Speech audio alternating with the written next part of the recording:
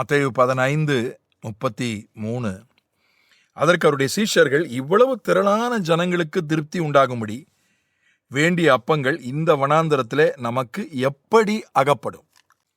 எப்படி அகப்படும்? இந்த எப்படி அப்படின்ற ஒரு கேள்வி இது நிச்சயமாக எழும்பும். ஆனால் அது கேட்க அவசியமில்லாத ஒரு கேள்வி.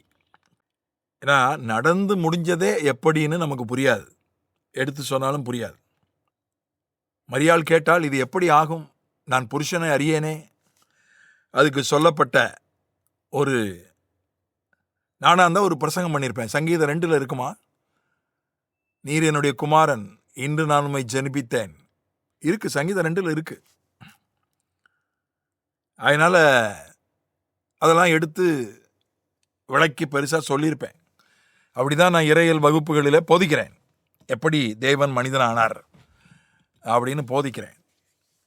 ஆனால் தேவதூதன் சொன்ன பதில், தேவனாலே எல்லாம் கூடும், பரிசுத்தாவி உன்மேல் வருவார், உன்னதமானவருடைய நிழல் உன்மேல் நிழலிடும், தேவனாலே எல்லாம் கூடும். நான் அடிக்கடி பயன்படுத்துகிற ஒரு வசனம்.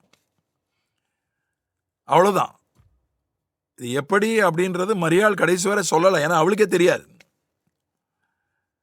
இப்போ நான் எப்படி 139ஆம் சங்கீதம், நான் எப்படி அம்மா வயிற்றுக்குள்ளே உருவானேன்னு சில விஷயங்களை சொல்லுகிறது. நான் எப்படி அம்மா வயிற்றுக்குள்ளே உருவானேன், முதல்ல எனக்கு ஞாபகமே இல்லை. 3 வயசுக்கு முன்னால் உள்ளது எனக்கு ஞாபகமே இல்லை. இப்போ பின்னால் தான் சொன்னாங்க, இப்படித்தான் நீ கருவா உருவான, இப்படி தான் தலைகீழ கடந்த, இந்தந்த மாதத்தில் இந்தந்த உறுப்பு உனக்கு முளைத்தது, நீ இப்படி தான் வெளியே வந்த என்று பின்னால் சொன்னாங்க.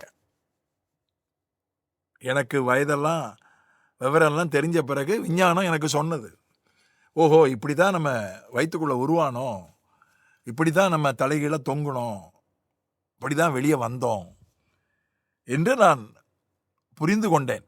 அப்போ கூட முழுதும் புரிந்து கொண்டேன்னா தெரியாது, முழுக்க முழுக்க புரிந்து கொண்டேன்னா தெரியாது. ஏன் இந்த நேரம் எனக்கு வந்துச்சு? என்னுடைய தங்கைகளிலே ஒருத்தி எனக்கு நேர் எதிர்மாறான நேரத்தில் இருக்கிறா. அது என்ன, அவளுக்கு மட்டும் ஏன் அந்த நேரம், எனக்கே இந்த நேரம் ஜீன்ஸுன்னு சொல்கிறாங்க, டிஎன்ஏன்னு சொல்கிறாங்க. விஞ்ஞானி சொல்கிறதுனால கேட்டுக்கிறோம். முழுக்க புரிஞ்சுதா? புரியலை. நான் உயரமாக இருக்கிறேன், சராசரி உயரத்தை விட நான் அதிகம். என் கூட பிறந்த 2 சகோதரிகள் சராசரி உயரத்தை விட குறைவு. அது ஏன்? அதெல்லாம் ஜீன்ஸு டிஎன்ஏன்றாங்க, அவ்வளோதான். அதுக்கு மேலே எனக்கு தெரியாது.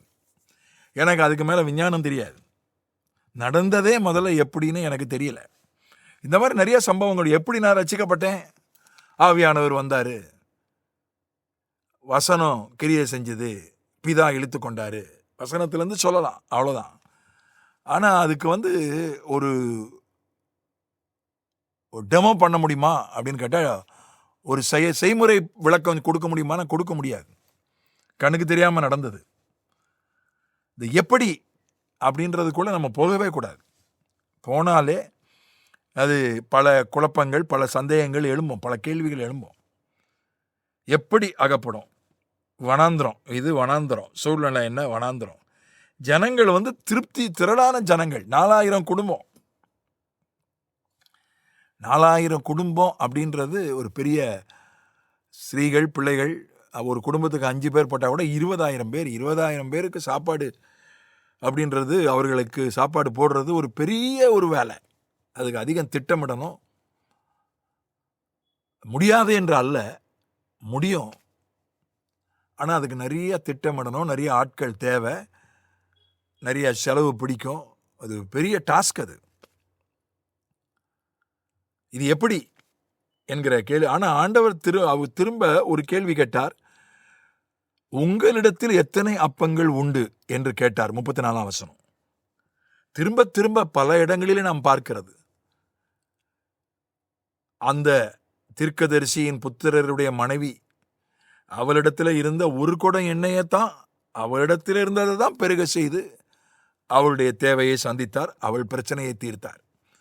கானா ஒரு கல்யாண வீட்டில் அங்கே சுத்திகரிப்பதற்கென்று வைக்கப்பட்டிருந்த தண்ணீரை பயன்படுத்தித்தான் அதை ரசமாக மாற்றினார். அங்கே என்ன இருக்கோ எல்லா இடங்களிலும் அதை நாம் பார்க்கிறோம். மோசே கையில் இருந்த கோலைத்தான் அது அவன் புதுசா ஒரு கோலை செஞ்சுட்டு வரல ஆண்டவர்.